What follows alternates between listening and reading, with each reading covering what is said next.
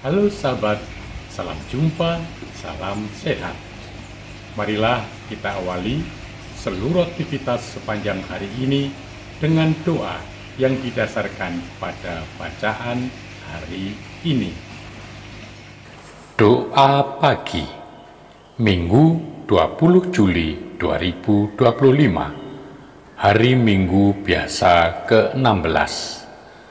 Maria telah memilih bagian terbaik. Dalam nama Bapa dan Putra dan Roh Kudus. Amin. Bapa, keramahan menerima tamu mendapatkan berkat tak terduga. Sebagai seorang gembala pengembara yang baik hati, Abraham tahu cara menyambut dan menjamu para pengembara lain yang lewat. Ia menerima mereka dengan baik, membasuh kaki mereka, mempersilahkan mereka duduk, makan dan minum, menyajikan apa yang paling baik kepada mereka tanpa pamrih, hanya dari kerelaan hati seorang gembala yang hidup berkelana, selalu mengikuti domba-dombanya.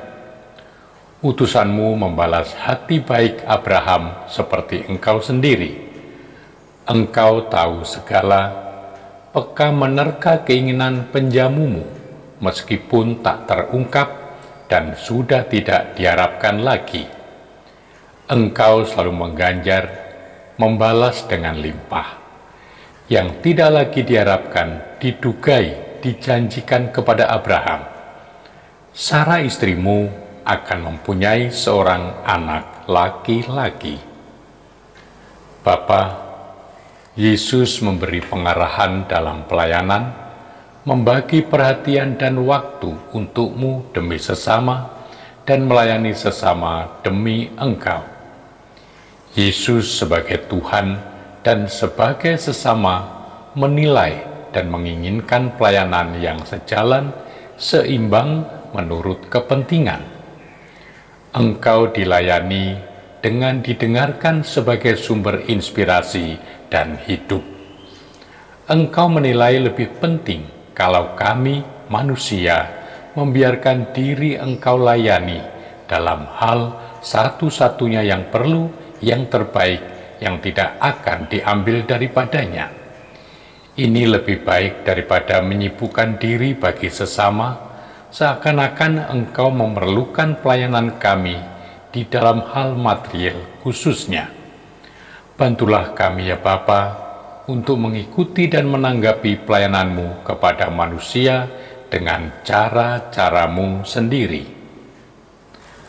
Bapa, menerima orang tua, sanak saudara, kerabat sebagai tamu kami, tentu kami senang dan sukacita. Semua itu biasa kami lakukan sesuai dengan kodrat kami sebagai makhluk sosial. Namun Engkau menuntut lebih dari itu. Kami sebagai orang Kristen tidak cukup hanya menerima orang-orang yang adalah saudari-saudara kami. Bagi kami orang Kristiani, ketika mengundang orang tidak boleh dibatasi hanya pada orang-orang yang akan dapat mengundang kami, mengembalikan sumbangan.